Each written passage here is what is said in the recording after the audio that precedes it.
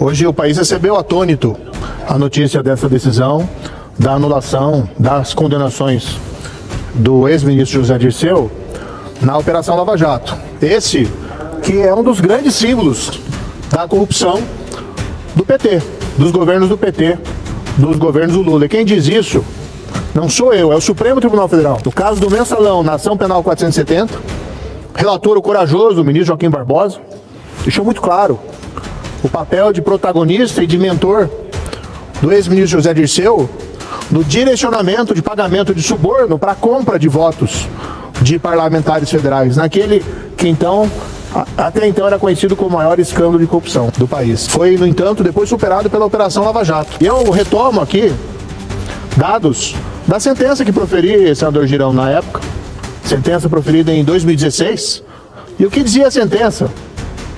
Que em um contrato da Petrobras com a Engevix, cerca de 0,5% a 1% havia sido pago em suborno, o que dava um valor de mais de 50 milhões, sendo que cerca de 15 milhões direcionados em benefício do ministro José Dirceu. Quem diz isso não sou eu, não fui eu na sentença, porque a sentença, isso que se omite em todas essas anulações de condenações Lava Jato, todas essas sentenças confirmadas em segunda instância pelo Tribunal Regional Federal da 4ª Região. Essa, em particular, confirmada a condenação por corrupção no Superior Tribunal de Justiça. De repente, se cria uma fantasia, uma narrativa que não tem base fática nenhuma, de que teria havido alguma espécie de perseguição, de conluio em relação ao ex-ministro José Dirceu. As provas, nesse caso, não se baseavam apenas na palavra de um colaborador, havia prova documental, havia um registro documental dos valores indo do contrato da Petrobras para pagamentos em benefícios do ex-ministro. Tanto era assim que eu lembro muito bem, presidi a audiência, o ex-ministro não teve condições de negar que aquele dinheiro o tinha beneficiado. Mas para buscar evitar a condenação e criar um álibi, ele afirmou que era um empréstimo. Ele havia recebido empréstimo do intermediador de propina, de suborno, no caso da Petrobras. Claro que era um álibi que não sustentava. Primeiro porque não tinha contrato, não tinha dinheiro voltando, era só dinheiro indo para ele. Não era nada declarado em nenhum lugar. E claro, também não correspondia à realidade dos fatos afirmado pelo intermediador de propina que fez o acordo de colaboração premiada. Agora, onde nós vamos chegar com essas anulações por decisões monocráticas?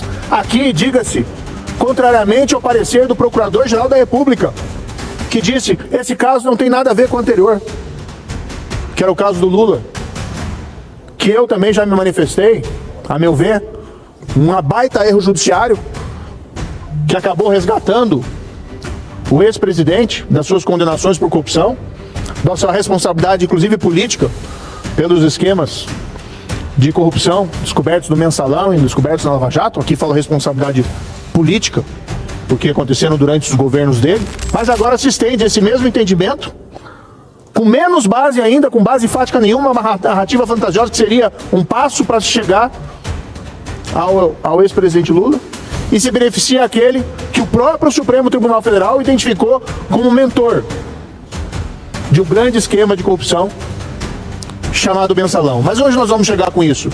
Quando se abdica da justiça, quando se deixa a integridade de lado, quando a honestidade é abandonada, onde nós vamos chegar?